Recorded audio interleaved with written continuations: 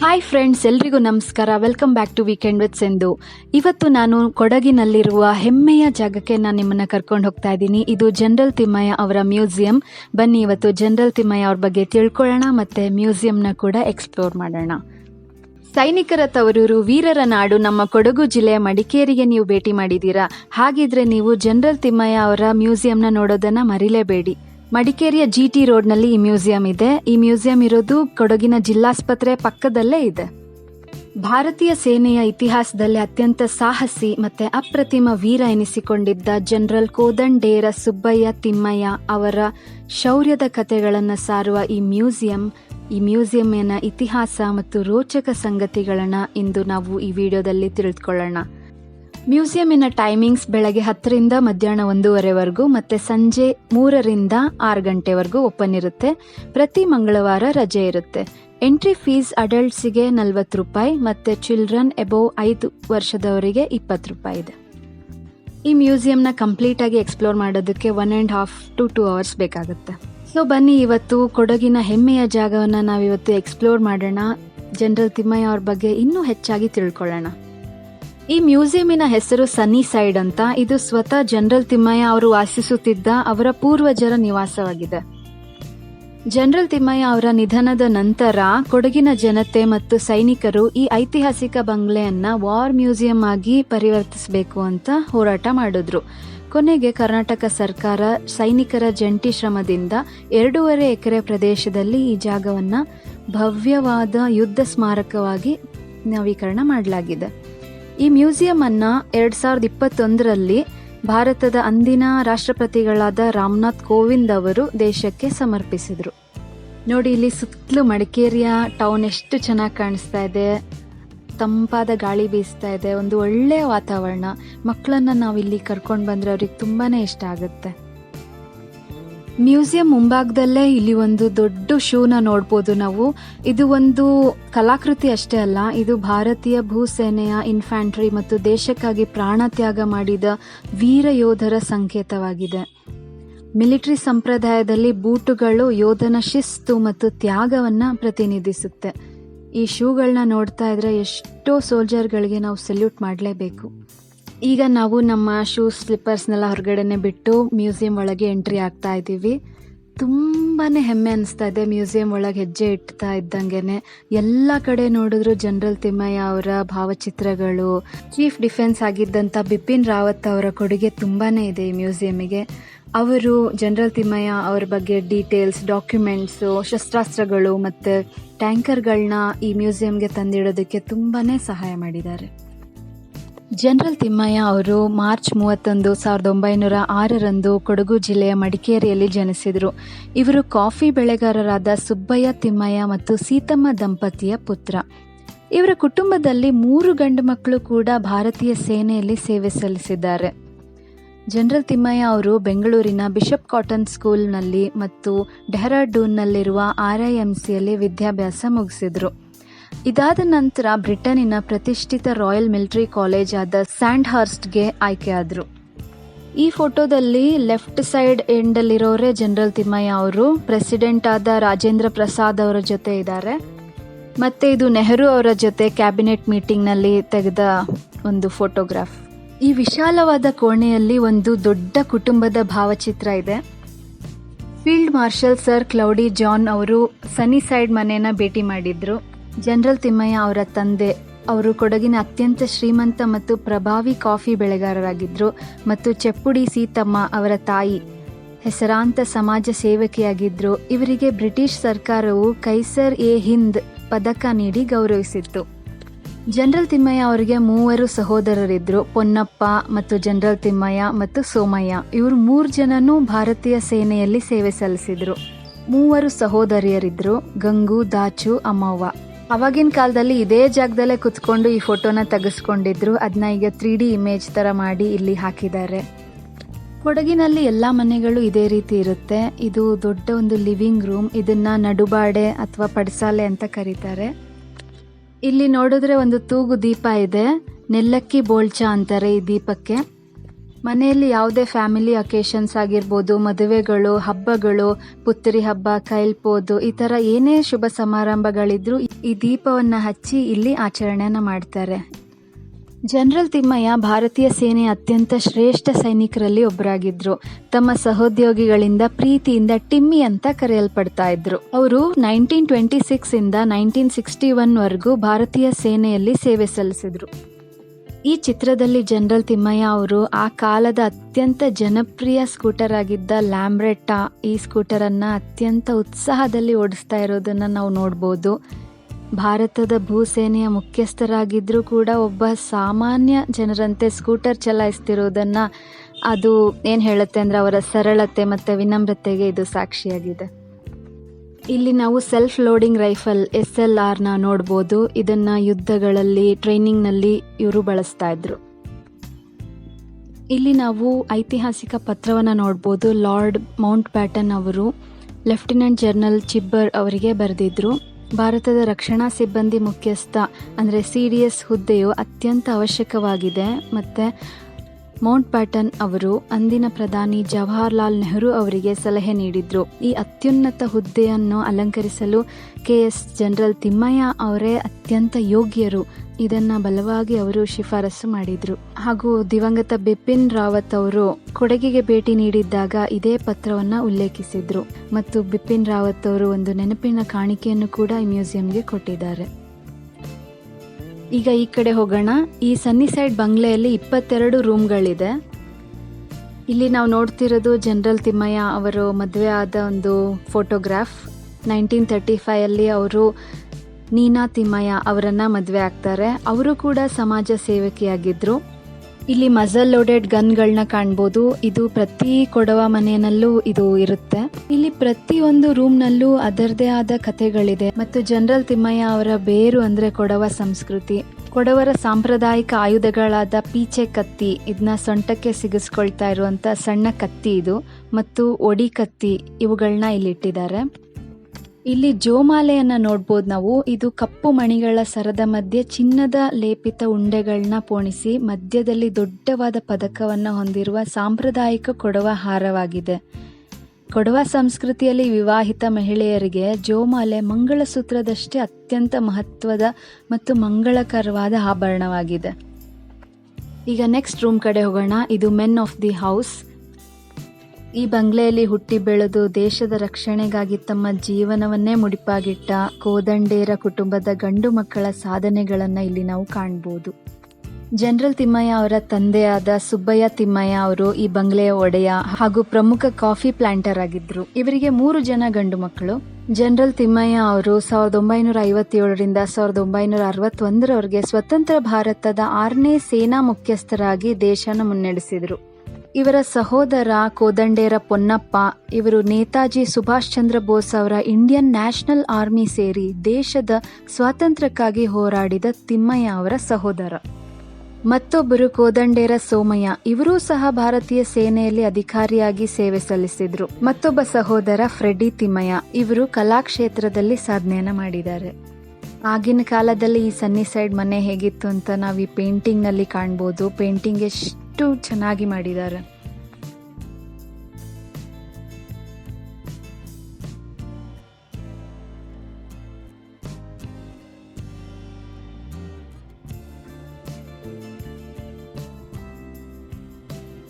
ಈ ಕಡೆ ನೋಡಿದ್ರೆ ಟ್ರೆಡಿಷನಲ್ ಕೊಡವ ಅಟೈರ್ನ ನೋಡ್ಬೋದು ನಾವು. ಇದು ಕುಪ್ಯ ಚೇಲೆ ಅಂದ್ರೆ ಕೊಡವ ಪುರುಷರು ಹಬ್ಬ ಮತ್ತೆ ಮದುವೆ ಸಮಾರಂಭಗಳಲ್ಲಿ ಧರಿಸುವ ಕಪ್ಪು ಬಣ್ಣದ ಸಾಂಪ್ರದಾಯಿಕ ಕೋಟ್. ಇದು ನೀ ಲೆಂಗ್ತ್ ವರ್ಗೂ ಇರುತ್ತೆ ಇದು. ಮತ್ತು ಈ ಸೊಂಟಕ್ಕೆ ಕಟ್ಟಿರೋದು ಕೆಂಪು ಚಿನ್ನದ ನೂಲಿನ ಪಟ್ಟಿ, ಅದನ್ನ ಚೇಲೆ ಅಂತ ಕರೀತಾರೆ. ತಲೆಗೆ ಧರಿಸಿರುವ ವಿಶಿಷ್ಟ ಶೈಲಿಯ ಬಿಳಿ ಬಣ್ಣದ ಕೊಡವ ಮುಂಡಾಸು ಅಂದ್ರೆ ಪಾಣಿ ಕಟ್ ಅಂತ ಕರೀತಾರೆ, ಇದನ್ನ ತುರ್ಬಾನ್ ಅಂತಾನು ಹೇಳ್ತಾರೆ. ಮತ್ತೆ ಚೇಲೆಗೆ ಪೀಚೆ ಕತ್ತಿಯನ್ನ ಸಿಗಿಸ್ಕೊಳ್ತಾರೆ. ಕೊಡವ ಪುರುಷರು ತಮ್ಮ ಸೊಂಟದ ಪಟ್ಟಿಯಲ್ಲಿ ಸಿಗಿಸ್ಕೊಳ್ಳುವ ಸಾಂಪ್ರದಾಯಿಕ ಮತ್ತು ಅತ್ಯಂತ ಆಕರ್ಷಕವಾದ ಸಣ್ಣ ಕತ್ತಿ ಇದು. ಸನ್ನಿಸೈಡ್ ಬಂಗ್ಲೆಯನ್ನ ಬ್ರಿಟಿಷ್ ಆಳ್ವಿಕೆಯ ಕಾಲದಲ್ಲೇ ನಿರ್ಮಾಣ ಮಾಡಲಾಗಿತ್ತು. ಆ ಕಾಲದ ಶ್ರೀಮಂತ ಕೊಡವ ಕುಟುಂಬಗಳು ಮತ್ತು ಬ್ರಿಟಿಷ್ ಅಧಿಕಾರಿಗಳು ಬಳಸುತ್ತಿದ್ದ ಅತ್ಯಂತ ಸುಂದರವಾದ ಐಷಾರಾಮಿ ಬಾತ್ರೂಮ್ ವಿನ್ಯಾಸವನ್ನ ನಾವಿಲ್ಲಿ ನೋಡ್ಬೋದು.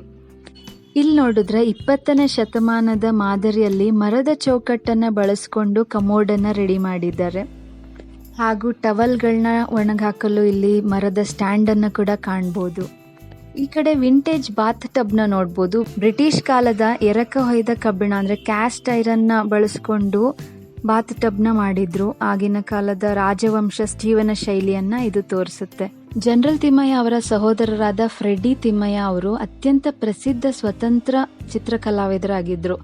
ಅವರು ಈ ಬಂಗ್ಲೆಯ ಒಳಾಂಗಣ ಜೀವನ, ಬ್ರಿಟಿಷ್ ಶೈಲಿಯ ಕೊಠಡಿಗಳು ಮತ್ತು ದೈನಂದಿನ ಜೀವನದ ದೃಶ್ಯಗಳನ್ನ ಅವರು ಆಯಿಲ್ ಪೇಂಟಿಂಗ್ ಮೂಲಕ ಇಲ್ಲಿ ಚಿತ್ರಣ ಮಾಡಿದ್ದಾರೆ.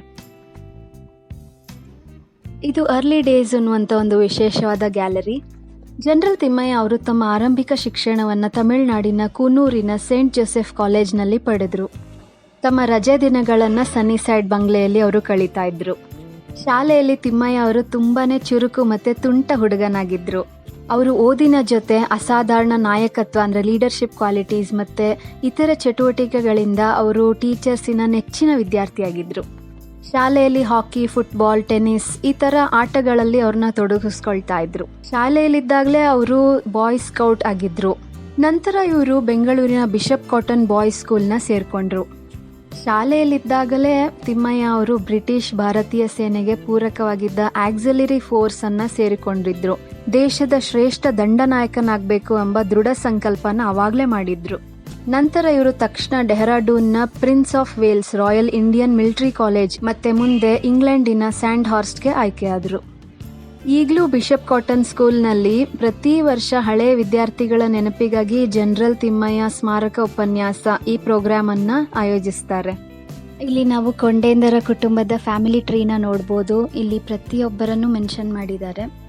ಈಗ ನಾವು ವುಮೆನ್ ಆಫ್ ದಿ ಹೌಸ್ ಅಂದರೆ ಮಹಿಳೆಯರ ಕೊಠಡಿಗೆ ಬಂದಿದ್ದೀವಿ. ಜನರಲ್ ತಿಮ್ಮಯ್ಯ ಅವರ ತಾಯಿ ಸೀತಮ್ಮ ಸಹ ಅತ್ಯಂತ ವಿದ್ಯಾವಂತ ಮತ್ತು ಸಮಾಜ ಸೇವಕಿಯಾಗಿದ್ದರು. ವಿಶೇಷ ಏನಂದರೆ ತಾಯಿ ಸೀತಮ್ಮ ಮತ್ತು ಸೊಸೆ ನೀನಾ ಇಬ್ಬರು ಬ್ರಿಟಿಷ್ ಸರ್ಕಾರದಿಂದ ಕೈಸರ್ ಎ ಹಿಂದ್ ಅನ್ನುವಂಥ ಒಂದು ಪ್ರಶಸ್ತಿನ ತಗೊಂಡಿದ್ರು. ಕೊಡವ ಮಹಿಳೆಯರು ಸೀರೆ ಉಡುವ ಶೈಲಿ ತುಂಬ ಡಿಫ್ರೆಂಟ್ ಆಗಿರುತ್ತೆ. ಇವರು ಹಿಂಭಾಗದ ನೆರಿಗೆಗಳು ಬರುತ್ತೆ ಮತ್ತು ಪಲ್ಲು ಸ್ಟೈಲ್ ಕೂಡ ತುಂಬ ಡಿಫ್ರೆಂಟ್ ಆಗಿದೆ. ಸೀರೆಯ ಸೆರಗನ್ನ ಎಡ ಹೆಗಲಿನ ಕೆಳಗಿನಿಂದ ತಂದು ಎದೆಯ ಭಾಗವನ್ನು ಕವರ್ ಮಾಡಿ ಮತ್ತೆ ಬಲ ಹೆಗಲಿನ ಮೇಲಿಂದ ತಂದು ಮುಂಭಾಗದಲ್ಲಿ ಬ್ರೂಚ್ನ ಹಾಕೊಳ್ತಾರೆ.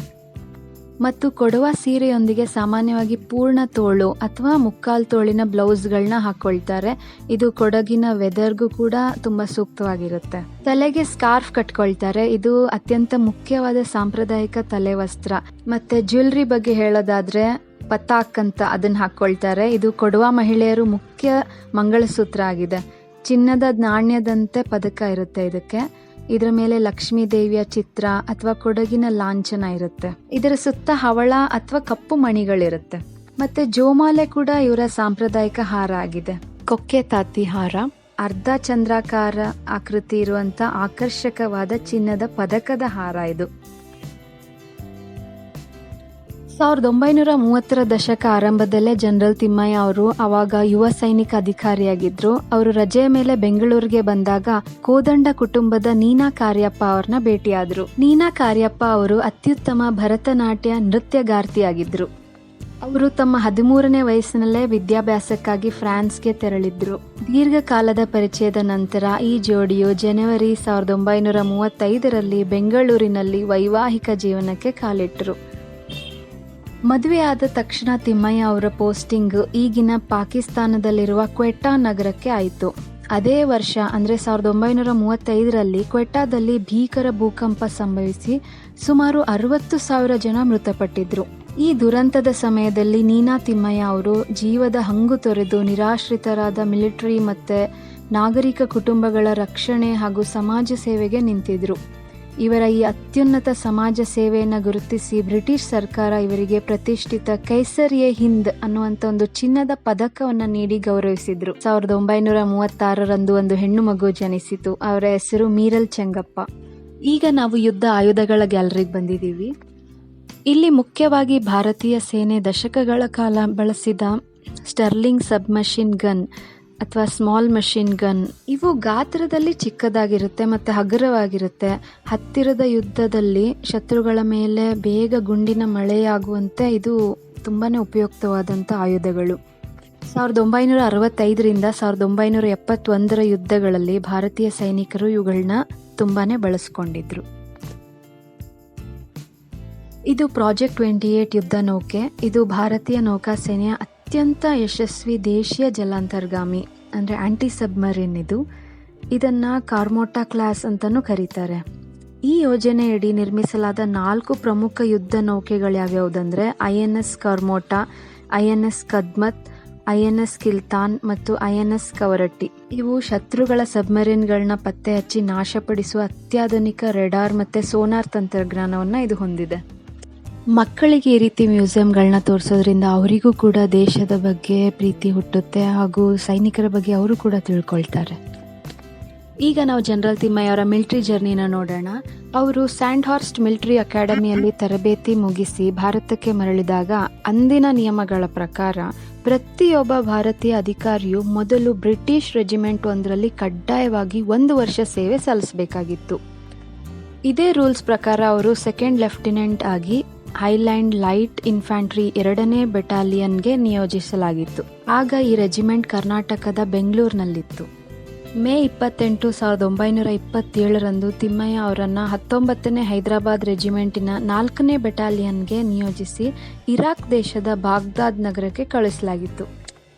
ಬಾಗ್ದಾದ್ನಲ್ಲಿ ಯಶಸ್ವಿ ಸೇವೆ ಸಲ್ಲಿಸಿದ ನಂತರ ಜನರಲ್ ತಿಮ್ಮಯ್ಯ ಅವರು ಭಾರತಕ್ಕೆ ಮರಳಿ ತಮ್ಮ ಹೆಮ್ಮೆಯ ಕುಮಾನ್ ರೆಜಿಮೆಂಟ್ನೊಂದಿಗೆ ಇತಿಹಾಸ ಸೃಷ್ಟಿಸಿದರು. ಜನವರಿ 1, 1949ರಂದು ಜನರಲ್ KS ತಿಮ್ಮಯ್ಯ ಅವರು ಈ ಕುಮಾನ್ ರೆಜಿಮೆಂಟ್ನ ಮೊದಲ ಭಾರತೀಯ ಕರ್ನಲ್ ಆಗಿ ಅಧಿಕಾರ ವಹಿಸಿಕೊಂಡಿದ್ದರು ಮತ್ತು ಮೇ 1961ರವರೆಗೆ ಆ ಹುದ್ದೆಯಲ್ಲಿದ್ದರು. 2ನೇ ಮಹಾಯುದ್ಧದ ಸಮಯದಲ್ಲಿ 1944ರಿಂದ 45 ಅವರು ಜಪಾನ್ ಸೈನ್ಯದ ವಿರುದ್ಧ ಬರ್ಮಾದ ಅರಕಾನ್ ಕಾಡುಗಳನ್ನೇ ಹೋರಾಡಿದರು. ಬರ್ಮಾದ ಬ್ಯಾಟಲ್ ಆಫ್ ಕಾಂಗಾವ್ ಯುದ್ಧದಲ್ಲಿ ತೋರಿದ ಅಪ್ರತಿಮ ಶೌರ್ಯಕ್ಕಾಗಿ ಅವರಿಗೆ ಪ್ರತಿಷ್ಠಿತ ಡಿಸ್ಟಿಂಗ್ವಿಶ್ಡ್ ಸರ್ವಿಸ್ ಆರ್ಡರ್ ಅನ್ನುವ ಒಂದು ಪದಕ ಲಭಿಸಿತ್ತು. ಯುದ್ಧದ ಕೊನೆಯಲ್ಲಿ ಸಿಂಗಾಪುರದಲ್ಲಿ ಜಪಾನ್ ಸೈನ್ಯ ಶರಣಾದಾಗ ಭಾರತದ ಪರವಾಗಿ ಶರಣಾಗತಿ ಪತ್ರಕ್ಕೆ ಸಹಿ ಹಾಕಿದ ಪ್ರಮುಖ ಅಧಿಕಾರಿಗಳಲ್ಲಿ ಇವರು ಒಬ್ಬರಾಗಿದ್ದರು. ಸ್ವಾತಂತ್ರ್ಯದ ನಂತರ 1947ರಲ್ಲಿ ಪಾಕಿಸ್ತಾನಿ ಆಕ್ರಮಣಕಾರರು ಕಾಶ್ಮೀರದ ಮೇಲೆ ದಾಳಿ ಮಾಡಿದರು. ಆಗ ಜನರಲ್ ತಿಮ್ಮಯ್ಯ ಅವರಿಗೆ ಅಲ್ಲಿನ 19ನೇ ಇನ್ಫ್ಯಾಂಟ್ರಿ ಡಿವಿಷನ್ ಕಮಾಂಡ್ ನೀಡಲಾಗಿತ್ತು. ಇವರು ಶ್ರೀನಗರವನ್ನು ಶತ್ರುಗಳ ಕೈಯಿಂದ ಯಶಸ್ವಿಯಾಗಿ ರಕ್ಷಿಸಿದರು. ಸಮುದ್ರ ಮಟ್ಟದಿಂದ 11,578 ಅಡಿ ಎತ್ತರದಲ್ಲಿದ್ದ ಮಂಜಿನಿಂದ ಆವೃತ್ತಿಯಾಗಿದ್ದ ಜೋಜಿಲಾ ಪಾಸ್ ಇದನ್ನು ಶತ್ರುಗಳಿಂದ ಮುಕ್ತಗೊಳಿಸಲು ಜನರಲ್ ತಿಮ್ಮಯ್ಯ ಅವರು ಜಗತ್ತಿನ ಮಿಲಿಟರಿ ಇತಿಹಾಸದಲ್ಲೇ ಮೊದಲ ಬಾರಿಗೆ ಅಷ್ಟು ಎತ್ತರವಾದ ಪರ್ವತಕ್ಕೆ ಭಾರತೀಯ ಸೇನೆಯ ಲಘು ಟ್ಯಾಂಕರ್ಗಳು ಅಂದರೆ ಸ್ಟೋರೇಜ್ ಟ್ಯಾಂಕ್ಸ್ನ ಅಲ್ಲಿಗೆ ತಗೊಂಡು ಹೋಗಿ ದಾಳಿ ಮಾಡಿಸಿದರು. ಈ ಅದ್ಭುತವಾದ ತಂತ್ರಗಾರಿಕೆಯಿಂದಾಗಿ ಈಗಿನ ಲಡಾಖ್ ಭಾರತದ ಕೈ ತಪ್ಪುವುದನ್ನು ಇವರು ಬಚಾವ್ ಮಾಡಿದರು. ಜನರಲ್ ತಿಮ್ಮಯ್ಯ ಅವರು ಭಾರತಕ್ಕೆ ಮಾತ್ರ ಅಲ್ಲ, ಅಂತಾರಾಷ್ಟ್ರೀಯ ಮಟ್ಟದಲ್ಲೂ ಕೂಡ ತಮ್ಮ ಸೇವೆಯನ್ನು ಸಲ್ಲಿಸಿದ್ದಾರೆ. ಕೊರಿಯಾ ಯುದ್ಧದ ನಂತರ ವಿಶ್ವಸಂಸ್ಥೆಯು ಯುದ್ಧ ಖೈದಿಗಳ ಮರುಪಾವತಿ ಆಯೋಗದ ಅಧ್ಯಕ್ಷರನ್ನಾಗಿ ಜನರಲ್ ತಿಮ್ಮಯ್ಯ ಅವರನ್ನ ನೇಮಿಸಿತು NNRCನಲ್ಲಿ. ಉತ್ತರ ಕೊರಿಯಾ ಮತ್ತು ದಕ್ಷಿಣ ಕೊರಿಯಾದ ನಡುವಿನ ಅತ್ಯಂತ ಸೂಕ್ಷ್ಮ ಪರಿಸ್ಥಿತಿಯನ್ನು ಅವರು ನಿಭಾಯಿಸಿದ ರೀತಿ ಇಡೀ ಜಗತ್ತಿನಾದ್ಯಂತ ಹರಡಿತ್ತು. ಭಾರತ ಸರ್ಕಾರ ಇವರಿಗೆ ಪದ್ಮಭೂಷಣ ಪ್ರಶಸ್ತಿ ನೀಡಿ ಗೌರವಿಸಿತು. ಮೇ 1957ರಲ್ಲಿ ಜನರಲ್ ತಿಮ್ಮಯ್ಯ ಅವರು ಭಾರತೀಯ ಭೂಸೇನೆಯ 6ನೇ ಮುಖ್ಯಸ್ಥರಾಗಿ ಅಧಿಕಾರ ಸ್ವೀಕರಿಸಿದರು. Chief of the army staff ಎನ್ನುವಂಥ ಒಂದು ಅಧಿಕಾರವನ್ನು ಸ್ವೀಕರಿಸಿದರು. ಇವರ ಅವಧಿಯಲ್ಲಿ ಅಂದಿನ ರಕ್ಷಣಾ ಸಚಿವ VK ಕೃಷ್ಣ ಮೆನನ್ ಅವರ ರಾಜಕೀಯ ಹಸ್ತಕ್ಷೇಪ ಮತ್ತು ಸೇನೆಯನ್ನು ಆಧುನೀಕರಣಗೊಳಿಸದ ಸರ್ಕಾರದ ಧೋರಣೆಯನ್ನು ಪ್ರತಿಭಟಿಸಿ ಜನರಲ್ ತಿಮ್ಮಯ್ಯ ಅವರು ತಮ್ಮ ಹುದ್ದೆಗೆ ರಾಜೀನಾಮೆ ನೀಡಿದ್ರು. ನಂತರ ಪ್ರಧಾನಿ ನೆಹರು ಅವರ ಮನವಿಯ ಮೇರೆಗೆ ರಾಜೀನಾಮೆಯನ್ನು ವಾಪಸ್ ಪಡೆದಿದ್ದರು. ನಂತರ ಇವರು ಮೇ 1961ರಲ್ಲಿ ಸೇನೆಯಿಂದ ನಿವೃತ್ತಿಯಾದರು. ನಿವೃತ್ತಿಯಾಗುವ ಮುನ್ನ ಇಡೀ ಭಾರತೀಯ ಸೈನಿಕ ಪಡೆಗೆ ಬರೆದ ಕೊನೆಯ ಅಧಿಕೃತ ಸಂದೇಶ last message to the force. ಈ ಪತ್ರದಲ್ಲಿ ಅವರು ಸೈನಿಕರ ಶಿಸ್ತು ಮತ್ತು ನಿಷ್ಠೆಯ ಬಗ್ಗೆ ಬರೆದಿದ್ದರು ಹಾಗೂ ಬರ್ಮಾ ಯುದ್ಧ, ಕಾಶ್ಮೀರ ರಕ್ಷಣೆ ಮತ್ತು ಕೊರಿಯಾ ದೇಶದ ವಿಶ್ವಸಂಸ್ಥೆಯ ಶಾಂತಿ ಪಾಲನಾ ಕಾರ್ಯಾಚರಣೆಗಳಲ್ಲಿ ತಮ್ಮ ನಾಯಕತ್ವವನ್ನು ನಂಬಿ ಪ್ರಾಣ ಮುಡಿಪಾಗಿಟ್ಟು ಹೋರಾಡಿದ ಪ್ರತಿಯೊಬ್ಬ ಭಾರತೀಯ ಯೋಧನಿಗೂ ಅವರು ಅತ್ಯಂತ ನಮ್ರತೆಯಿಂದ ಧನ್ಯವಾದವನ್ನು ಅರ್ಪಿಸಿದರು. ದಶಕಗಳ ಕಾಲ ದೇಶ ಮತ್ತು ವಿದೇಶಗಳ ಯುದ್ಧ ಭೂಮಿಗಳಲ್ಲಿ ಸೇವೆ ಸಲ್ಲಿಸಿದ ನಂತರ ತಿಮ್ಮಯ್ಯ ಅವರು ತಮ್ಮ ಪತ್ನಿ ನೀನಾ ಅವರೊಂದಿಗೆ ಮಡಿಕೇರಿಯಲ್ಲಿರುವ ತಮ್ಮ ಹೆಮ್ಮೆಯ ಪೂರ್ವಜರ ಬಂಗಲೆಯಾದ ಸನ್ನಿ ಸೈಡ್ಗೆ ಮರಳಿದರು. ಅವರು ತಮ್ಮ ನಿವೃತ್ತಿ ಜೀವನದ ಆರಂಭಿಕ ದಿನಗಳಲ್ಲಿ ಕೊಡಗಿನ ತಂಪಾದ ವಾತಾವರಣದಲ್ಲಿ ತಮ್ಮ ತೋಟದ ಉಸ್ತುವಾರಿ ನೋಡ್ಕೊಳ್ತಾ ಸ್ಥಳೀಯ ಕೊಡವ ಜನರೊಂದಿಗೆ ಸರಳವಾದ ಕಾಲ ಕಳೀತಾ ಇದ್ರು.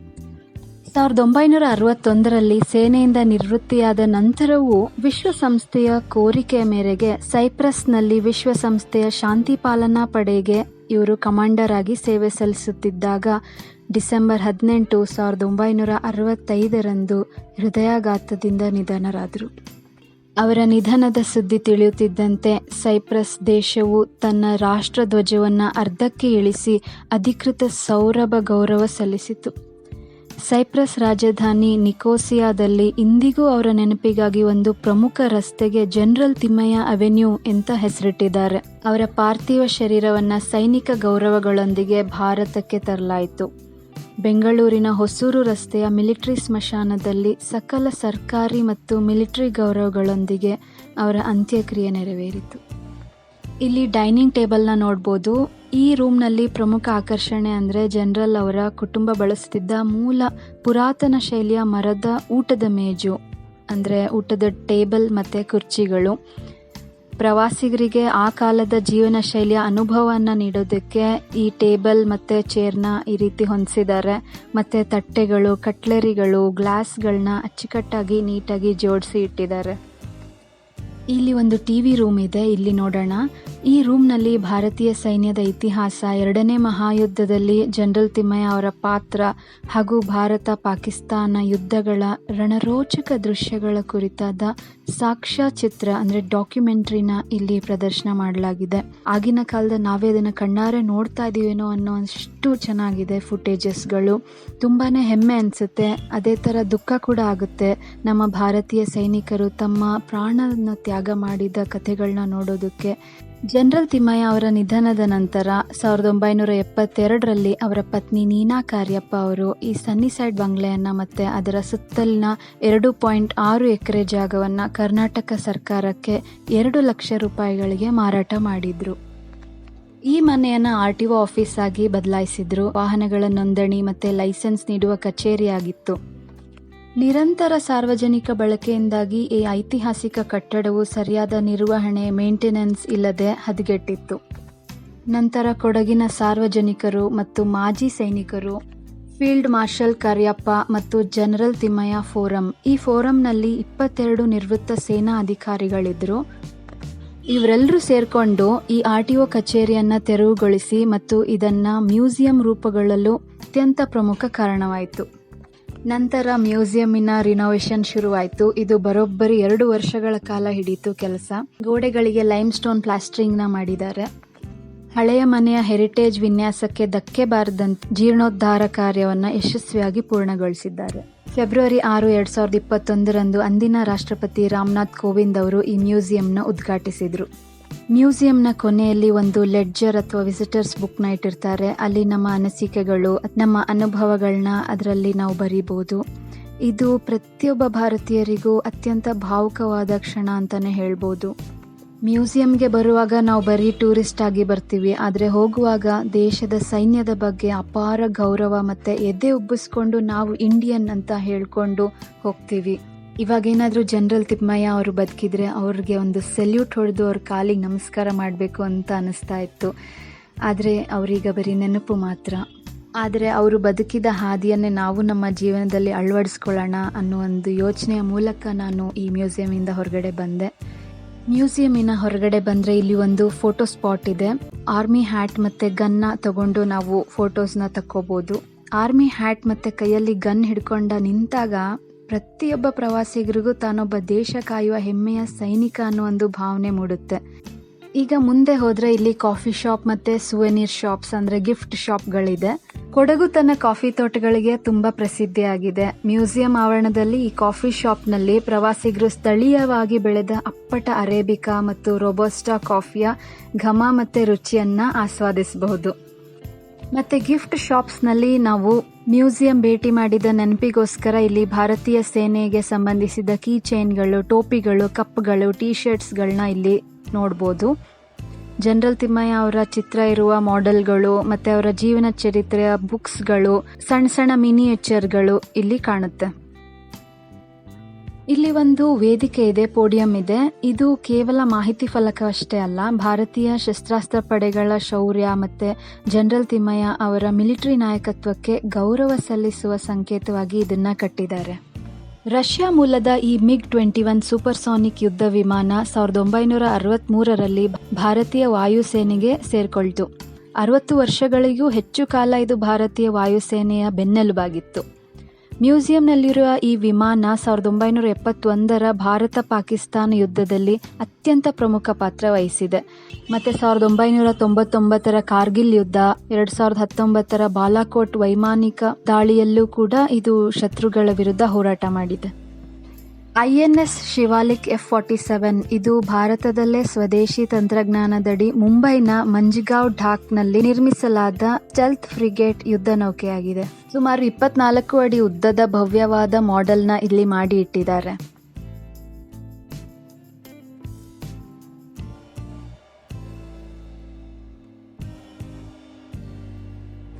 ಇದು INS ಕುತ್ತಾರ್ ಆಂಕರ್. ಇದು ಒಂದು ಬೃಹತ್ತವಾದ ಆಂಕರ್. ಇದು ಯಾವುದೇ ಮಾಡೆಲ್ ಅಲ್ಲ, ನಿಜವಾದ ಆಂಕರ್ ಇದು. ಇದನ್ನ ಗಟ್ಟಿಯಾದ ಕ್ಯಾಸ್ಟ್ ಐರನ್ ಲೋಹದಿಂದ ತಯಾರಿ ಮಾಡಲಾಗಿದೆ. ಸಮುದ್ರದ ಬಲವಾದ ಅಲೆಗಳ ನಡುವೆನೂ ಇದು ದೈತ್ಯವಾದ ಯುದ್ಧ ನೌಕೆಯನ್ನ ಒಂದೇ ಜಾಗದಲ್ಲಿ ಭದ್ರವಾಗಿ ನಿಲ್ಲಿಸುವ ಸಾಮರ್ಥ್ಯವನ್ನ ಇದು ಹೊಂದಿತ್ತು. ಇದು ಹಿಮ್ಮತ್ ಯುದ್ಧ ಟ್ಯಾಂಕರ್. 1971ರ ಇಂಡೋ-ಪಾಕ್ ಯುದ್ಧದಲ್ಲಿ ಭಾರತೀಯ ಭೂಸೇನೆಯಿಂದ ಅಪ್ರತಿಮ ಶೌರ್ಯವನ್ನು ಪ್ರದರ್ಶಿಸಿದ ಟ್ಯಾಂಕರ್ ಇದು. ಯುದ್ಧದ ಸವಿನೆನಪಿನ ಈ ಅಸಲಿ ಟ್ಯಾಂಕರ್ ಅನ್ನ ಮಹಾರಾಷ್ಟ್ರದ ಪುಣೆಯ ಬಳಿ ಇರುವ ಕಿರ್ಕಿ ವಾರ್ ಸೆಮೆಟರಿಯ ಸೇನಾ ತರಬೇತಿ ಕೇಂದ್ರದಿಂದ ರಸ್ತೆ ಮಾರ್ಗದ ಮೂಲಕ ಇದನ್ನ ಅತ್ಯಂತ ಜಾಗರೂಕತೆಯಿಂದ ಮಡಿಕೇರಿಯ ಮ್ಯೂಸಿಯಂಗೆ ತಂದು ಇಟ್ಟಿದ್ದಾರೆ. ಹಿಮ್ಮತ್ ಎಂದ್ರೆ ಧೈರ್ಯ. ಇದು ಭಾರತೀಯ ಯೋಧರ ಸಾಹಸ ಮತ್ತು ಧೈರ್ಯದ ಸಂಕೇತವಾಗಿದೆ. ಫ್ರೆಂಡ್ಸ್, ಇದು ಬರೀ ಮ್ಯೂಸಿಯಂ ಅಷ್ಟೇ ಅಲ್ಲ, ಇದು ನಮ್ಮ ದೇಶವನ್ನು ಕಾಯುವ ಸೈನಿಕರ ತ್ಯಾಗ ಮತ್ತು ದೇಶ ಪ್ರೇಮದ ಜೀವಂತ ಸಾಕ್ಷಿಯಾಗಿದೆ. ನೀವು ಕೂಡ ಮಡಿಕೇರಿಗೆ ಹೋದರೆ ಈ ಮ್ಯೂಸಿಯಂನ ಭೇಟಿ ಮಾಡೋದನ್ನು ಮರಿಬೇಡಿ. ಈ ವಿಡಿಯೋ ನಿಮ್ಗೆ ಇಷ್ಟ ಆಗಿದೆ ಅನ್ಕೊಂತೀನಿ. ಪ್ಲೀಸ್ ಲೈಕ್, ಶೇರ್ ಮತ್ತು ಸಬ್ಸ್ಕ್ರೈಬ್ ಮಾಡಿ. ನಿಮ್ಮ ಅನಿಸಿಕೆಗಳನ್ನ ಕಮೆಂಟ್ ಮೂಲಕ ತಿಳಿಸಿ. ಜೈ ಹಿಂದ್, ಜೈ ಕರ್ನಾಟಕ.